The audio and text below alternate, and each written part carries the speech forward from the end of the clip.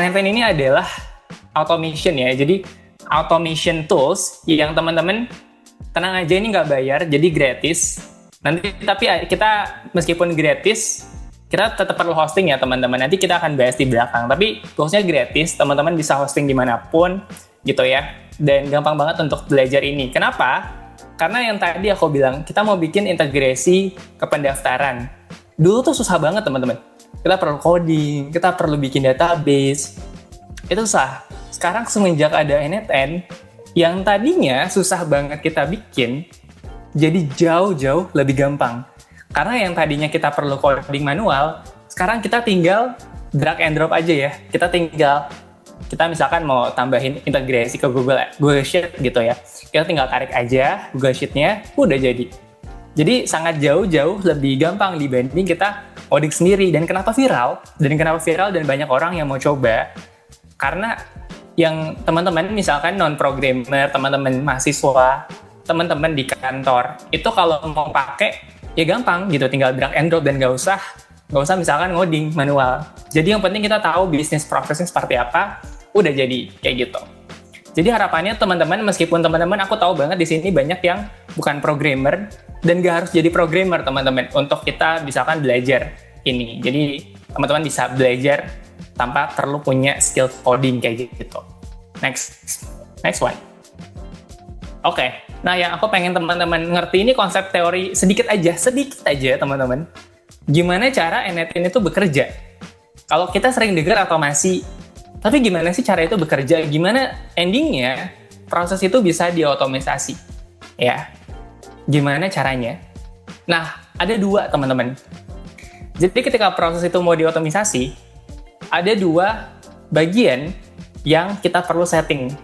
Ini dimanapun teman-teman, mau di NetN, mau di tools automation lain, sama aja. Jadi sama aja teman-teman, semuanya sama. Sama-sama ada dua part, yaitu trigger dan action. Trigger ini adalah nodes. Nodes ini apa sih? Nodes ini adalah ya bagian terkecil dari NetN ya. Kotak-kotak yang nanti kita bikin gitu ya. Trigger ini akan terpanggil ketika ada sebuah kondisi tertentu yang kita setting. Misal, triggernya adalah setiap jam 10 malam. Berarti, setiap jam 10 malam, dia akan jalan teman-teman ya. Dia akan mulai gitu ya automation-nya. Atau misal, yang lebih simple. Biasanya teman-teman kalau bikin chatbot itu kan integrasinya ke WhatsApp ya. Nah, berarti triggernya adalah ketika ada pesan baru masuk, ya automation jalan. Ya, jadi itu konsep yang sangat simpel teman-teman. Trigger itu kondisinya apa sih yang menyebabkan automation atau workflow-nya itu jalan? Itu trigger. Action itu apa? Action adalah ketika kita sudah trigger, ketika workflow-nya udah jalan, aksi yang dilakukan apa? Contoh, kalau misalkan tadi WhatsApp ya, berarti setelah chatnya masuk dan workflow-nya jalan, ya, action apa atau aksi apa yang kita ekspektasikan? Biasanya mungkin kalau kita bikin chatbot berarti AI-nya mikir kan. AI-nya mikir, lalu setelah AI-nya mikir dan ada jawabannya, kita send balik ya, kita kirim kembali ke user. Atau misalkan ketika kita bikin form pendaftaran, triggernya adalah user submit form tadi.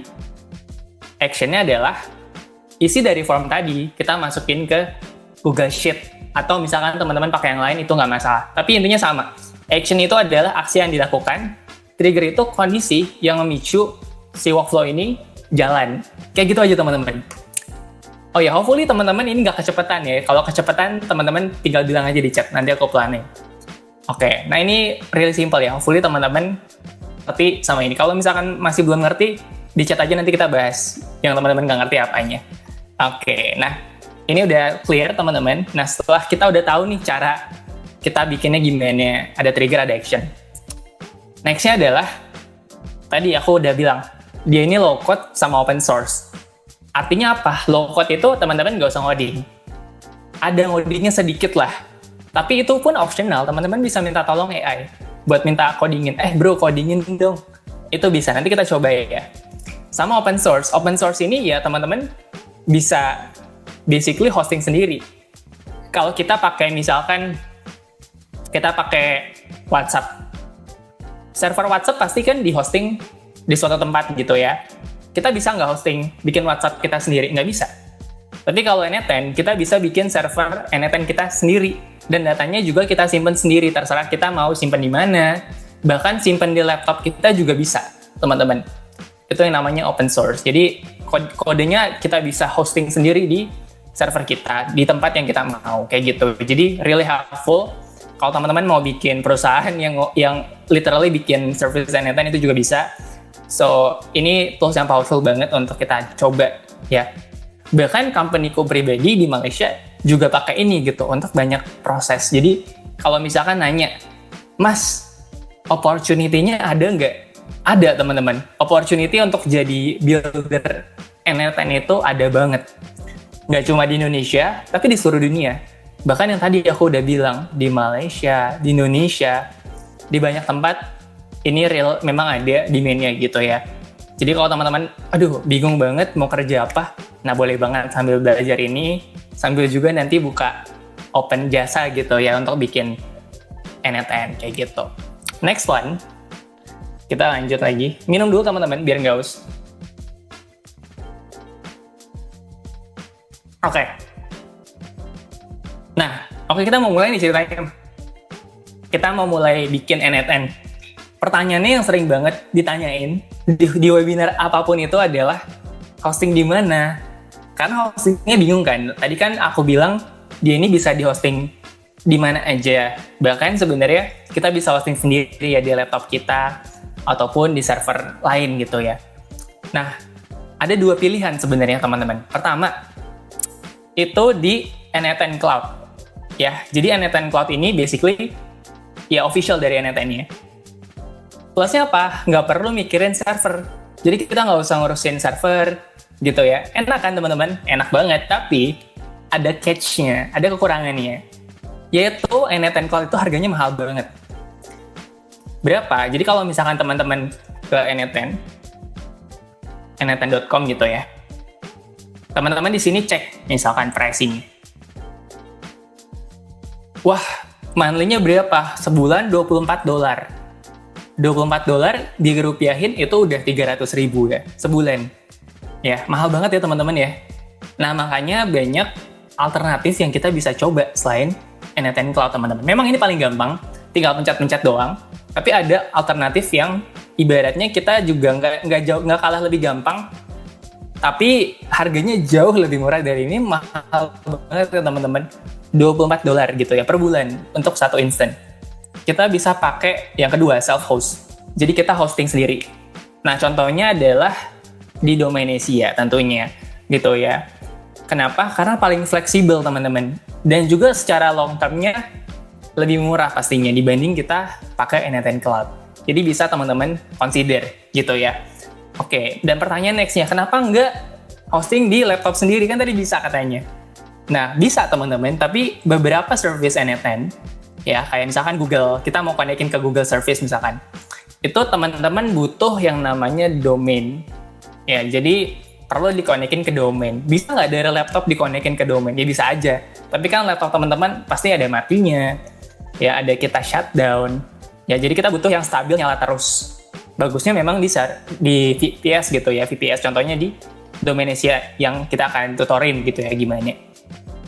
Oke, next question adalah, oke nih kita misalkan kita pengen hosting di Domainsia atau di tempat lain atau dimanapun gitu. Gimana cara kita mulai? Kita tinggal cari sebenarnya. Let's say kita di Domainsia contohnya ya teman-teman. Kita mau cari panduan misalkan, panduan install N8 di Domainsia. Ini tinggal kita ketik aja teman-teman, dan udah ada gitu artikelnya.